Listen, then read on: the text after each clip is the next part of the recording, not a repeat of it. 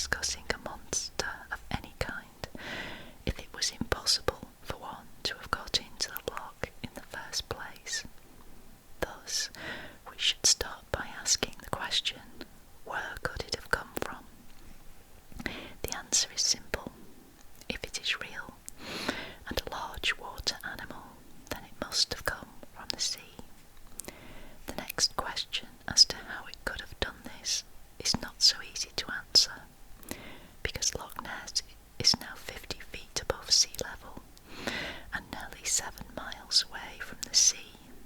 However, as far as we know, it was an arm of the sea since the time of the last ice age, just like a Norwegian fjord.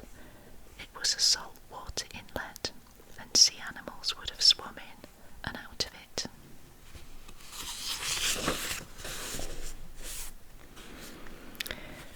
Then, as far as we know, the land began to rise very, very slowly, just as it is doing today, at the rate of 1 millimetre per year. This does not sound much, but when thinking in terms of thousands of years, the rise becomes considerable. Thus, one might have expected a sandbar to begin to form at the end of Loch Ness Fjord, over which these sea animals would swim at first without much difficulty, but as more centuries passed, it would cause an obstruction, and as time went by, they must have found it troublesome to cross, and ultimately they would not be able to. Next, they would find that the deep trench of the Ness contained enough water for them, and enough fish life to feed upon. More centuries would pass, and the fjord or sea loch would turn into an ordinary loch, cut off from the sea by a solid piece of land, across which a short river would make its way, draining the surplus water from the loch. As more time went by, the salt water in the loch would become diluted by the fresh rainwater running into it, and these sea animals would slowly get used to it, or, in terms of evolution, they would begin to adapt to the new environment. After thousands of years, the loch might be several miles from the sea, and now quite fresh, and the sea animals in it managing to live quite comfortably. It is a remarkable fact that adaptations of this kind in nature have occurred in many different places and with many different species of animal. It is quite possible for it to happen if enough time is allowed to go by. In Lake Tungting in China, 650 miles from the mouth of that huge river, the Yangtze Kiang, there is a species of dolphin living and breeding in fresh water. In Lake Nicaragua in Central America, there is a species of freshwater shark which is dangerous to man. It must also have been cut off from the sea and has learned to adapt. Nature is both marvellous and adaptable in the most astonishing ways.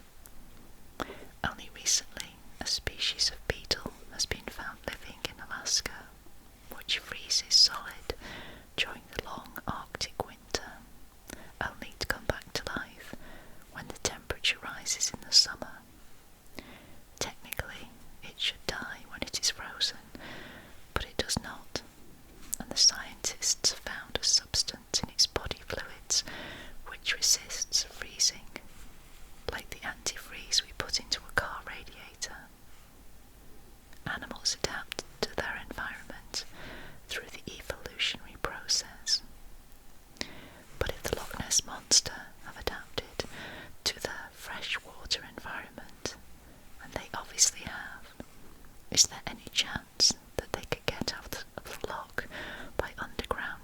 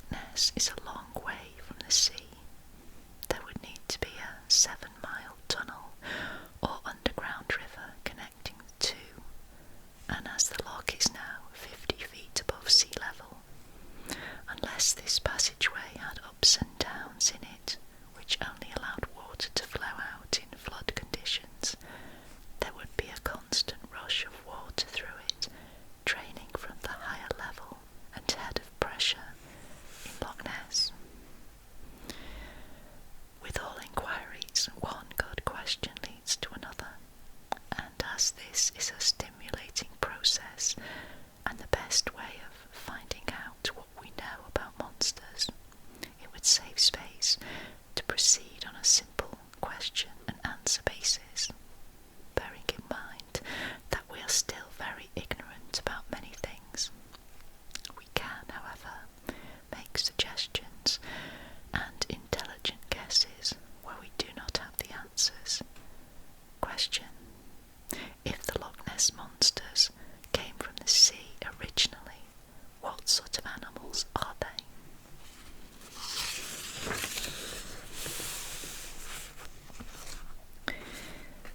Answer: at the present time we do not know and can only theorise, but of the 5 theories put forward, each has some good points in favour of it and some bad ones against it. None of them seems to fit the reported evidence in every detail. Perhaps a better way to arrive at an answer is to eliminate those known water animals which do not appear to fit the evidence at all. According to Commander Gould, who had wide experience, these include salmon, otter, porpoise, tortoise, turtle, aquatic birds, eel, ribbon fish, any known species of whale or seal, including walrus, sea lion, sea leopard, and sea elephant, sturgeon, crocodile, shark, sunfish, ray, and giant squid. With these interesting creatures out of the way, we are left with the 5 theories which suggest the presence of a currently unknown species of mammal, reptile, fish, amphibian, or invertebrate. For example, if it is a mammal, could it be a species of giant, long-necked seal?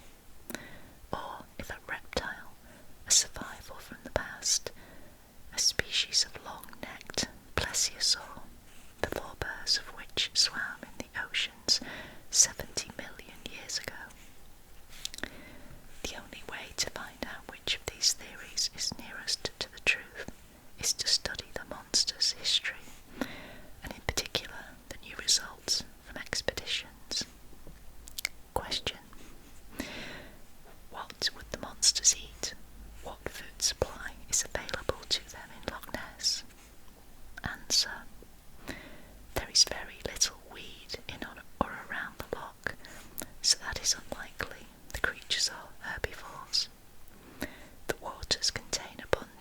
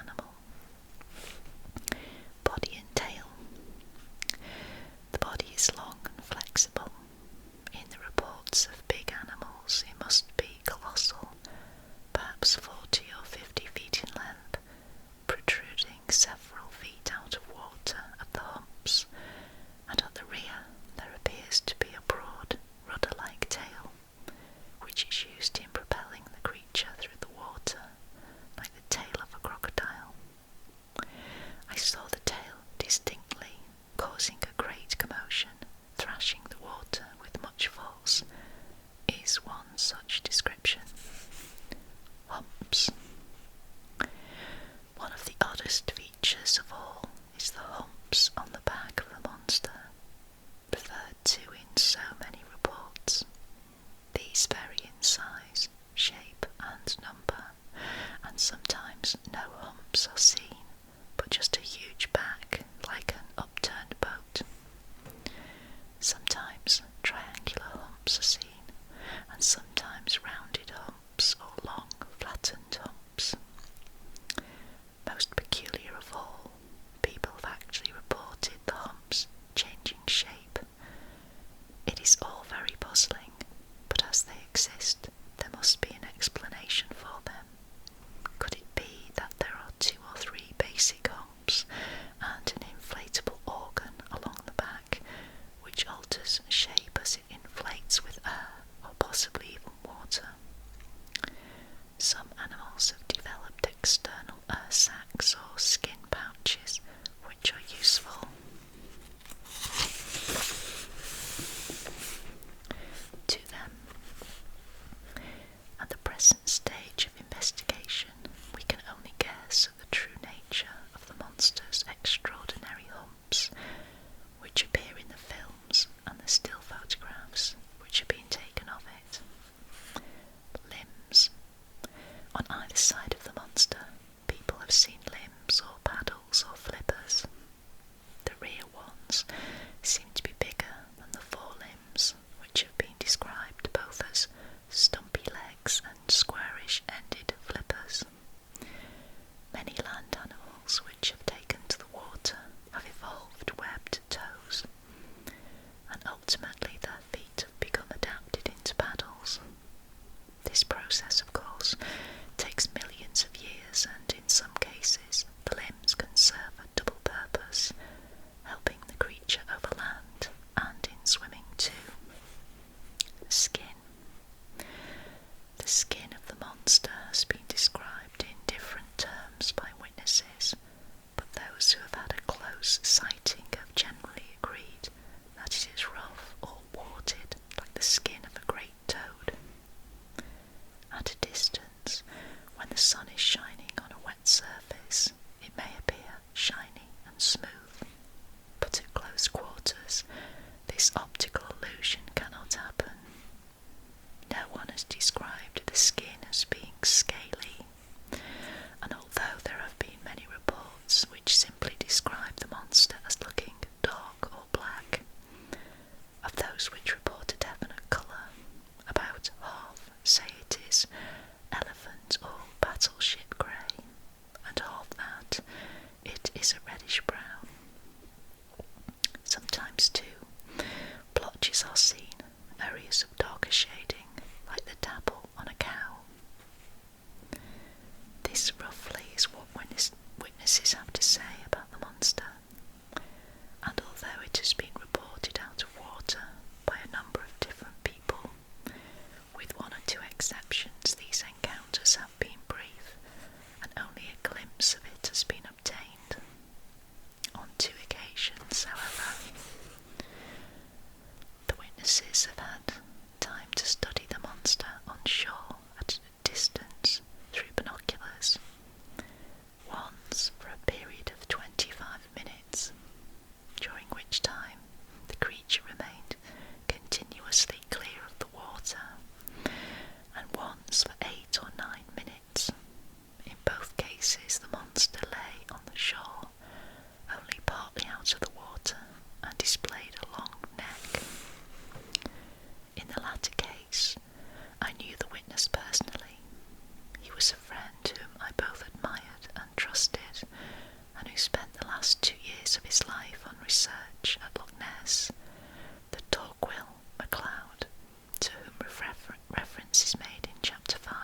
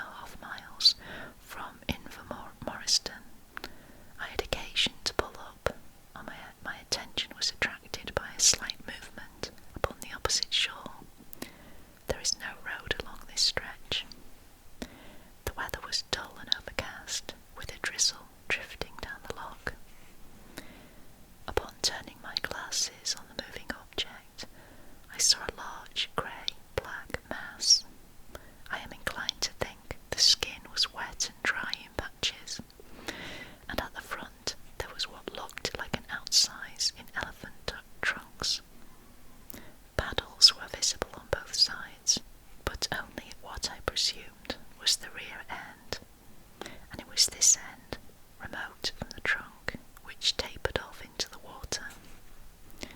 For about 8 or 9 minutes the animal remained quite still, but for its trunk, I assume neck, although I could not recognise a head as such, which occasionally moved from side to side with a slight up and down motion, just like a snake about to strike, but quite slowly.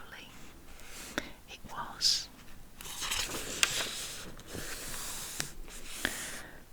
Right, okay, so we've got some photographs and illustrations here.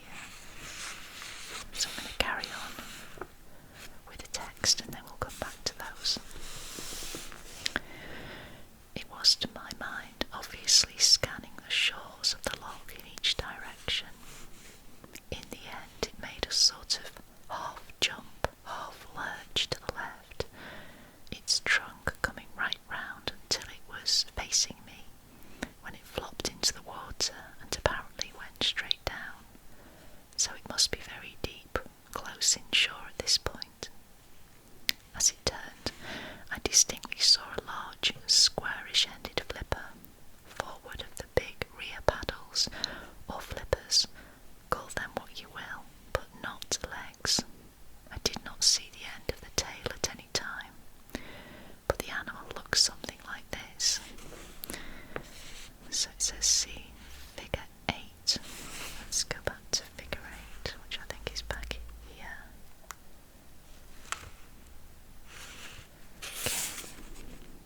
Okay.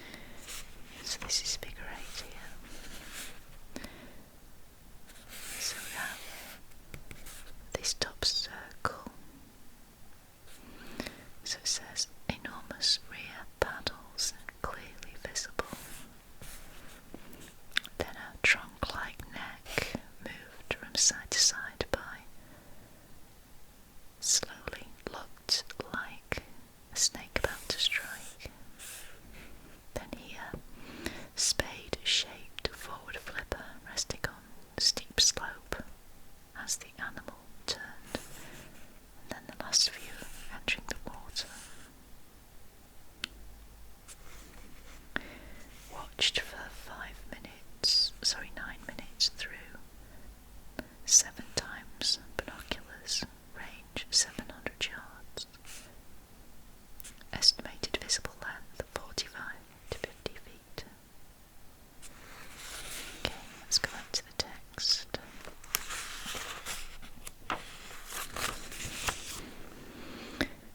Torquil MacLeod's glasses were Ross 7 by 50 binoculars of good quality, with reticulations. As already stated, he was able to use these to measure the monster's length, and came up with a figure of 45 to 55 feet for those parts of the creature which were actually out of the water. He ended his letter to me with these remarks: "That's about all I can tell you," and conditions were by no means ideal. I think the LNM, or Loch Ness Monster, looks like this. So here is this actual diagram. So question. One last question. If the monster can remain clear of the water for up to 10 minutes or more, surely it must breathe air. Is there any evidence for this?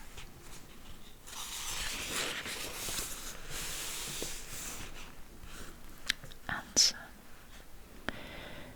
This is an important question. How does the monster breathe? Is it through gills, or through its skin, or through some other bodily organ?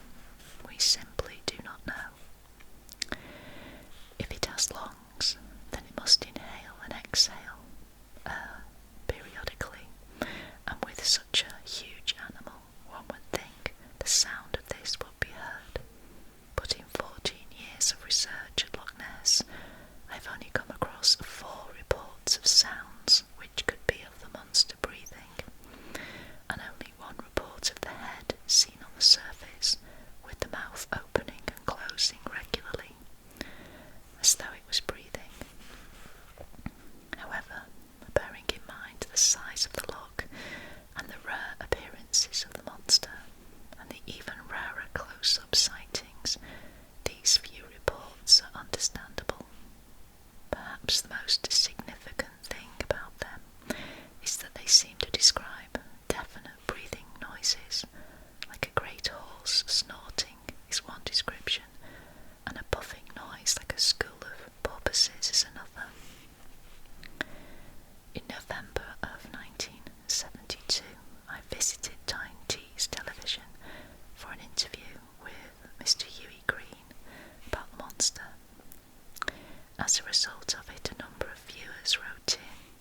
amongst these letters were two which recorded new wake sightings from Loch Ness, and one of an astonishing encounter with a huge unknown sea creature off Limerick on the west coast of Ireland. This letter was from a Mr. E.A. Aldridge, living in Gloucestershire, and dated the 30th of November 1972. Watching your programme, Sky's the Limit, as I usually do, I was very interested about the Loch Ness Monster, and I now quote from the memoirs of my uncle, Captain Hugh Shaw, who was a coast-wise schooner owner and master for some years off the coast of the UK. This concerns a trip to Limerick on the west coast of Ireland around 1922. I quote, "We had finished loading and we were ready to sail, and it was near high water in the afternoon. I was down in the cabin writing. My mate suddenly called to me in a very excited voice, 'Captain, come up here at once.' When I reached the deck, I saw the quays on both sides of the river crowded with people, and then I saw the reason for this. They were watching the most amazing sea creature they or I had ever seen or read about. This object was close alongside my vessel. In fact, it was only a few feet away. My first impression on seeing it was of its resemblance in size and shape to a small submarine. It was large and black and shining, and it had a very long neck, at least 12 feet long, held proudly erect and shaped like a swan's. It waved its smallish head from side to side, and its bright shining eyes seemed to express alarm. Behind its long neck, for a distance of about 10 or 12 feet, was a massive black cone-shaped hump, which rose a few feet out of the water, but no part of the creature's body could be seen between the hump and the neck, this part being submerged. It was heading upstream at a very slow speed. All the seabirds resting on the buoys flew away as the creature came near to them. Several people watching near my vessel called to me to ask could I tell them what it was, but of course I could not enlighten them. After it passed my ship, it saw the bridge close to and straight ahead of it, and with movements like a stately ship, it made a left-handed turn. It did not hurry. It now began to head downstream, and as it passed some yachts anchored across from where we lay, I was better able, by comparison, to estimate the height of its neck end and hump, also its entire length. Passing one yacht, when its head was in line with the yacht's mast, the head was halfway up the topmast, and when the neck was showing,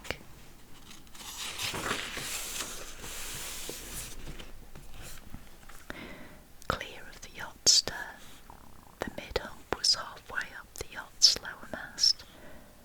It continued on its way downstream, gathering speed as it cleared the Narrows. 1 hour later, we left on our way to sea, after we had passed Hoynes, which is about 20 miles below Limerick.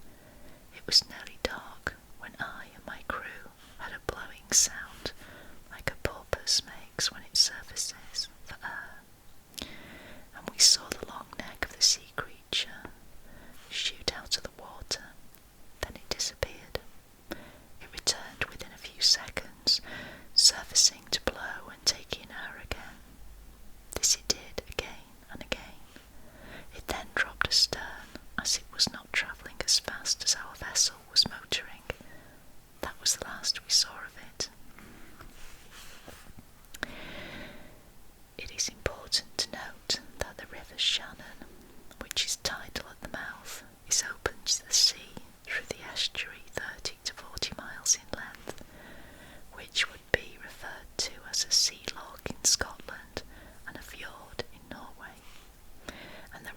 Reports of similar animals have come from both these other types of inlet too. Also, in the film I shot in 1960, there is a large conical-shaped hump which is seen to move through the waters of Loch Ness as it gradually submerges. But in order to update the Loch Ness reports, we can do no better than quote from the two other letters sent to Mr. Hughie Green, who kindly forwarded them to me. The first was written on the 4th of December 1972 from a Mrs. K. Shakespeare of Nottingham. During our holidays in August 1955, my husband and I had the experience of seeing what we could only take to be an extremely long, powerful creature swimming down the centre of the loch. We were near Foyers, and the wash it created could not have been caused by anything else, as it was one of those hot, airless days that one sometimes gets in the Highlands, and there wasn't a boat or anything else in sight. Of course, although up to that time, on our frequent visits to Scotland, we had been extremely sceptical about the whole thing, we were, and still are, absolutely convinced that there is a very large creature, or indeed creatures, and are only waiting for the real proof to be found. When we told the local press at Inverness about it, they were more concerned as to whether my husband was pulling their leg about his name, William Harold Shakespeare. In fact, when he returned to work, one of his mates had written on the floor in large print, "A Midsummer Night's Dream." The second letter was from a Mrs. E. Essex, written on December 2nd, 1972. I have no question to ask, but we too had an uncanny experience at Loch Ness this year. A party of us had just parked our cars on the opposite side of the castle. Getting out, we immediately said, "Well, where is he?" meaning the monster. Someone pointed out to the loch, and there, sure enough, was something travelling through the water. It was definitely not a boat, giving off a wake. We watched it spellbound. No one spoke, and it moved from in front of us until out of sight to the left. A few minutes later, an eerie silence, then waves lapped against the shore with great force. Someone said it was shaking a leg, and we all laughed. I swear, if there is a monster there, we saw